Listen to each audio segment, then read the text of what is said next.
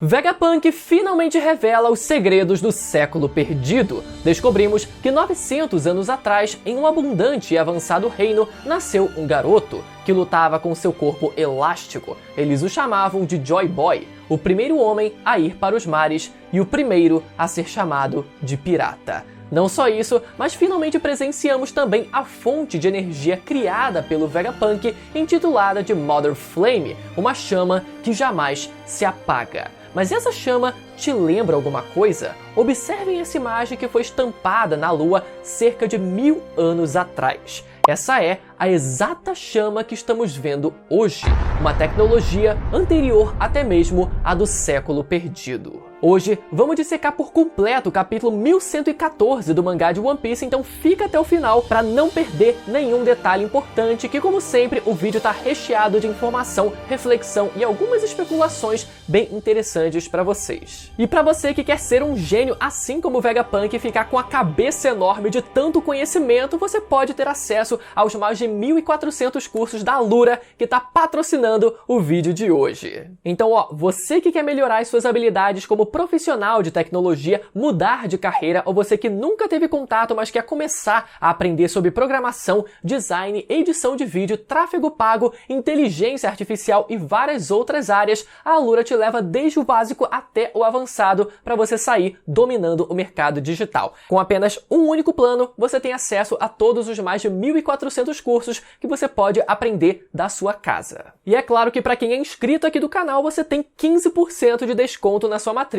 acessando o link na descrição e no comentário fixado e também pelo QR Code que está aparecendo aqui desse lado da tela, eu acho. Beleza? Então não perde tempo, clica no link e experimenta. Começamos o capítulo então vendo mais reações ao redor do mundo de One Piece, a grande revelação do Dr. Vegapunk, e eu queria comentar alguns deles, começando com o quartel-general da Marinha, onde vemos vários marinheiros questionando diretamente o almirante de frota sobre a veracidade dessa informação, e podemos ver mais uma vez o meu homem Sakazuki mostrando ser a pessoa mais paciente desse mundo. Sinceramente, galera, eu acho que essa é a primeira vez que a gente vê o Akainu tão calmo assim, comparado a todas as suas aparições depois do time skip, porque se fosse em qualquer outra situação, eu acho que o Akainu ele já teria derretido todo mundo naquela sala. Então, o homem ele finalmente encontrou a sua paz interior. Mas agora falando sério, galera, eu realmente acho que essa calmaria, essa estranha calmaria toda do Sakazuki não foi só uma coincidência, e eu ainda acho que no fim ele deva tomar alguma atitude que vá contra as ações do próprio governo mundial. E esse pode ser, inclusive o gatilho. Esse que a gente está vendo agora pode ser o gatilho para que ele decida tomar essa decisão contrária no fim das contas. Eu não digo que ele vá se alinhar aos piratas, mas sim que ele decida passar por cima das ordens do próprio governo mundial em algum momento não muito distante da obra. Também vemos a cidade de Mocktown, onde vemos um monte de gente caçoando, rindo e desacreditando de tudo que o Vegapunk disse até então. Bom, é basicamente a Mocktown que a gente já conhece, onde ninguém acredita em sonho ou desastre nenhum, Um lugar que reúne apenas aqueles que preferem viver na mais completa e pura ignorância, mesmo com o nível do mar já tendo subido naquele exato mesmo dia. E ainda assim os caras se recusam a enxergar, Que nem aquele filme que ficou popular algum tempinho atrás, Não Olhe Pra Cima, só que nesse caso, não olhe pra baixo ou não olhe pra fora. Também vemos a prisão de Impel Down, onde temos o melhor vilão de One Piece, Doflamingo, fazendo a sua aparição e conversando com o Mazeran. E eu aposto que o Mazeran, ele adora ficar conversando com o Doflamingo, até porque o homem não cala a boca, No caso do Doflamingo, não cala a boca, Então o Mazeran bota a cadeira lá do lado da cela do Doflamingo e fica... Começa a falar, tô entediado. Mazeran então explica que apenas aquele 1 metro de elevação do nível do mar já foi o suficiente para inundar algumas das celas da prisão, e o Doflamingo pergunta se não seria melhor se eles evacuassem a prisão. Eles estão deixando a gente sonhar. Se antes a gente pensava que a Cross Guild poderia inventar de invadir a prisão para resgatar o Doflamingo, isso não vai ser mais necessário, na verdade. Se realmente eles tiverem que evacuar os prisioneiros por causa do grande dilúvio, essa já seria a oportunidade perfeita para termos uma segunda fuga em massa e vermos o Doflamingo conseguir fugir de Impel Down. Detalhe também, galera, galera, que ele também fala nesse capítulo, né? A gente sempre pode ir para um lugar mais alto, se referindo, obviamente, ao topo da Red Line e do mundo. O homem, ele parece, olha só como ele fala literalmente sobre ir para um lugar mais alto para sobreviver a essa inundação, a esse grande dilúvio, como também a nível de poder e domínio nesse mundo, né? A nível de poder político nesse mundo, com ele sempre podendo almejar algo a mais, uma posição de poder ainda maior, nesse caso a posição do trono vazio. E já que o Doflamingo sabe sobre o tesouro nacional de Marijoa, eu queria muito que fosse ele quem revelasse isso para o mundo, né? Vamos ver se vai ser ou não. Também vemos Water 7 e a Ilha dos Tritões, dois lugares diretamente envolvidos nesse plot do grande dilúvio, e outros dois lugares ainda, né? Dois lugares menores que já estão começando a sofrer as consequências dessa inundação. E por incrível que pareça, essa foi uma parte que me pegou demais, ver aqueles civis em barquinhos tendo que deixar as suas casas, porque é exatamente isso, né, que está acontecendo agora aqui no Brasil. Então, por mais que exista todo um grande plot do dilúvio do mundo de One Piece, que isso, por si só, isso dentro da história seja muito incrível e impressionante, o que mais me pegou no fim das contas nesse capítulo foi o que talvez em outro momento fosse o menos relevante, mas que dado que a gente viu acontecer agora no Brasil, acaba se tornando o mais importante para a gente refletir, que é essas pequenas pessoas, os pequenos indivíduos, cada pequena pessoa, cada pequeno habitante desse mundo tendo que sobreviver e abandonar as suas próprias casas. Afinal, é como dizem, né? A vida imita a arte e a arte imita a vida. E eu não consigo parar de pensar em como o timing dessa revelação no mangá de One Piece ganha todo um significado ainda muito maior quando a gente vê a exata mesma coisa acontecendo ali do lado de fora da janela.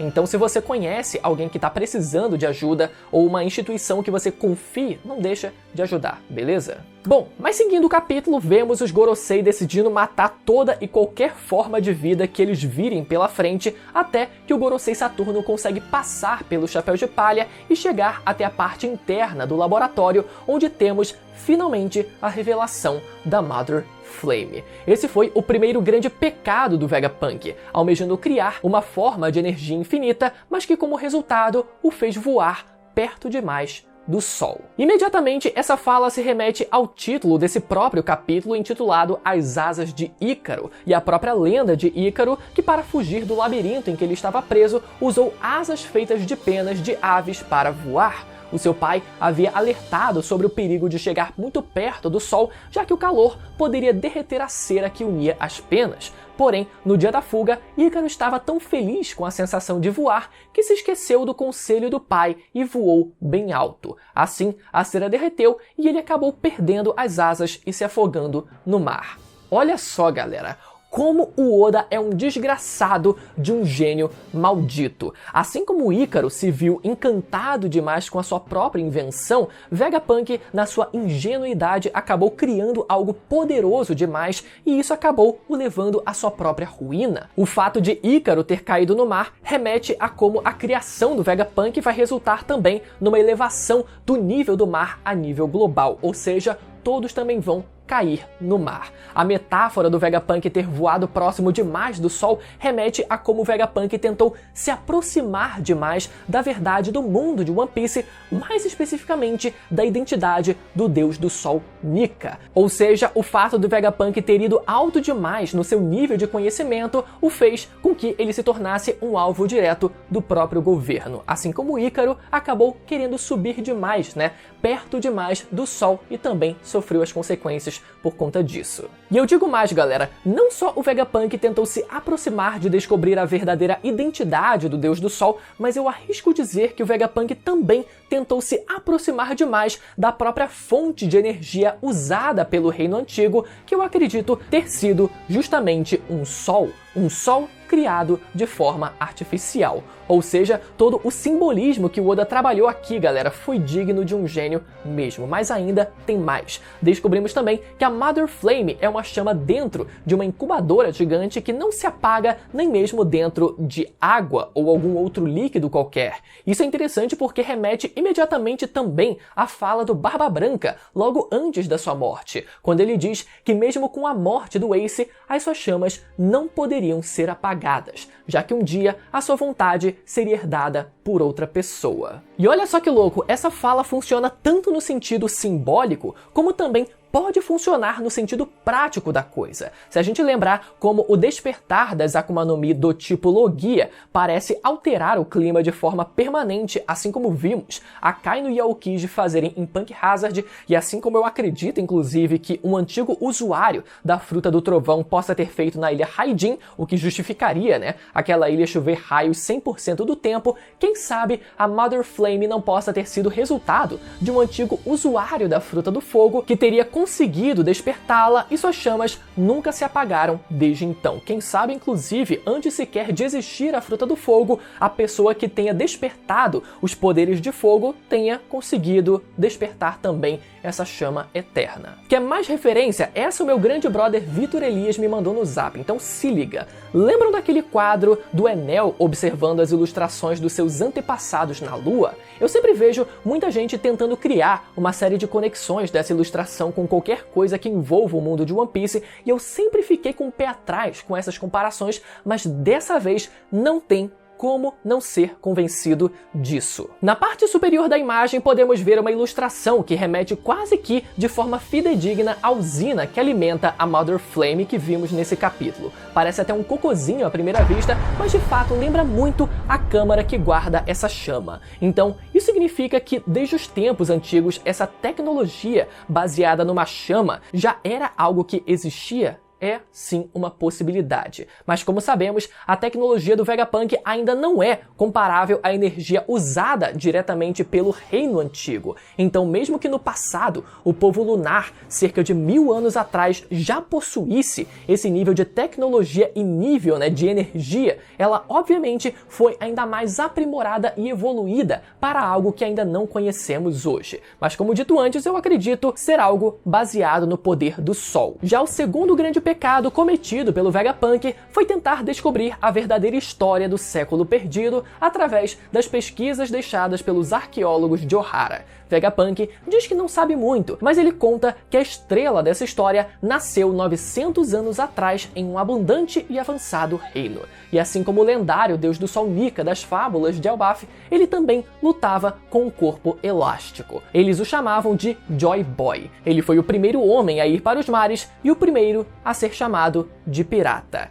Reparem aqui, galera, que ele era chamado de Joy Boy, mas isso não significa que esse fosse o seu verdadeiro nome, que eu acredito que fosse Binksu, assim como o nome da música, o Sake de Binksu. E que o Vegapunk compara Joy Boy ao deus do sol que é venerado no país de Elbaf até os dias de hoje. Isso até pode induzir a gente a pensar que Joy Boy e Nika são duas pessoas diferentes, quando na verdade eles muito provavelmente são a mesma pessoa. A diferença é que os gigantes de Elbaf hoje em dia não conseguem ligar esses dois pontos, Tanto que quando eles encontram o Luffy, eles perguntam por que o Luffy estava tão parecido com o Deus do Sol de Elbaf. Mas vamos lá, galera, por mais que o Vegapunk ele tenha falado muito pouca coisa, ainda assim ele confirmou várias coisas que, apesar da gente já desconfiar, ainda não tinham recebido uma confirmação. Ao mesmo tempo em que, surgem novas perguntas que me deixaram um pouco dividido. Vamos falar sobre isso. Vamos lá, galera. Primeiro, essa fala do Vegapunk pode sugerir que Joy Boy tenha nascido no reino de Elbaf, sendo originalmente um gigante.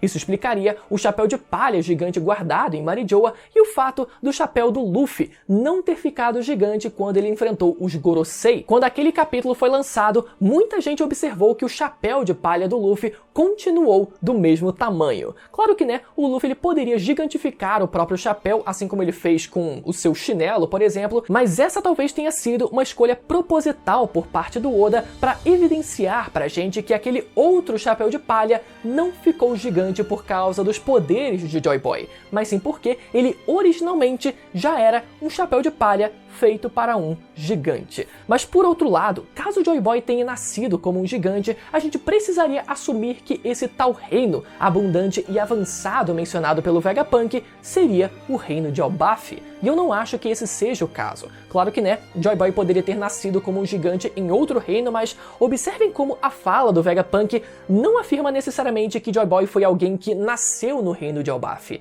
Ele apenas diz que Joy Boy lutava com seu corpo elástico, assim como o lendário lendário deus do sol Nika das fábulas de Elbaf. O único ponto é que os gigantes eles não conseguem ligar esses dois pontos. E por mais que seja intuitivo pensar que os gigantes de Elbaf eles venerem um deus da sua própria terra, originário da sua própria terra, do seu próprio reino, ainda assim pode ser que esse não seja o caso. Por isso então, já a segunda opção, e a que continua sendo a mais provável na minha opinião, é que Joy Boy tenha nascido no reino dos Lunarianos. Já foi dito que os Lunarianos são os antigos deuses desse mundo, sabemos que a tecnologia lunar de onde os Lunarianos vieram era algo extremamente avançado para a época, e agora isso ficou ainda mais evidente com a ilustração da Mother Flame estampada na lua. E sabemos como o reino antigo era justamente um reino com uma tecnologia muito avançada, assim como o reino descrito pelo Vegapunk nesse capítulo. E podemos ver como a silhueta de Nika também era muito parecida com a imagem dos Shandorianos, com essa saia feita de folhas e uma lança na mão, ou seja, o deus do sol Nika parecia ser alguém de origem tribal indígena,